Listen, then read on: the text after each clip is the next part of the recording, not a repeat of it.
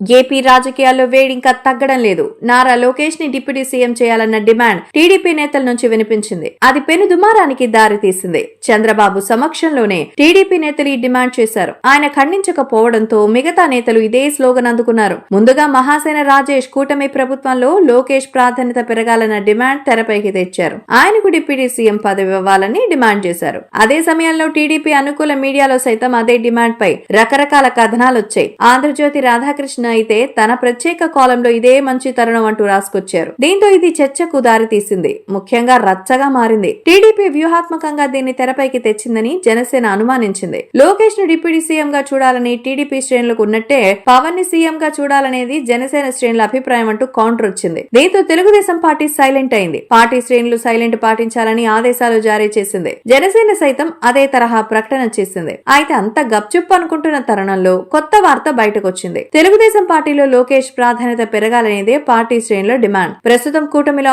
అతిపెద్ద party Telugu Desam. 135 assembly సీట్లు, 16 parliament స్థానాలతో కూటమిలోనే అతిపెద్ద పార్టీ తెలుగుదేశం. అటువంటి పార్టీలో లోకేష్ ప్రాధాన్యత పెరిగితే భవిష్యత్తులో కూటమిలో అగ్రస్థానం దక్కించుకుంటారని టీడీపీ శ్రేణులు భావిస్తున్నారు. అందుకే తెలుగుదేశం పార్టీ వర్కింగ్ ప్రెసిడెంట్ గా లోకేష్ ఎంపిక చేయాలన్న డిమాండ్ పెరుగుతోంది. అదే సమయంలో లోకేష్ నిర్వహిస్తున్న జాతీయ ప్రధాన కార్యదర్శి పదవి నందమూరి బాలకృష్ణకు ఇవ్వాలని మరో డిమాండ్ తెరపైకి వచ్చింది. అంతటితో ఆగకుండా పోలిట్ బ్యూరోలోకి జూనియర్స్ ని తీసుకోవాలన్న డిమాండ్ కూడా వినిపిస్తోంది. తొలుత కూటమిలో లోకేష్ ప్రాధాన్యత పెరగాలని టీడీపీ శ్రేణులు కోరుకున్నాయి. అది రివర్స్ కావడంతో సైలెంట్ అయ్యారు. ఇప్పుడు తెలుగుదేశం పార్టీలో లోకేష్ ప్రాధాన్యత పెరగాలన్న డిమాండ్ రావడం విశేషం. అయితే ఇందులో ఎవరి అభ్యంతరాలు ఉండకపోవచ్చు. ఎందుకంటే చంద్రబాబు తర్వాత లోకేష్ కి పగ్గాలు అప్పగించాలనేది మెజారిటీ టీడీపీ శ్రేణుల అభిప్రాయం కూడా. అయితే ఇందులో మరో అంశానికి తావులేదు. మొన్నటి వరకు జూనియర్ ఎన్టీఆర్ పేరు ప్రముఖంగా వినిపించేది. పార్టీ మనుగడ సాధించాలంటే జూనియర్ ఎన్టీఆర్ రావాల్సిందేనని సీనియర్స్ సైతం ఓపెన్ అయ్యారు. అయితే ఈ ఎన్నికల్లో టీడీపీ ఘన విజయం సాధించింది.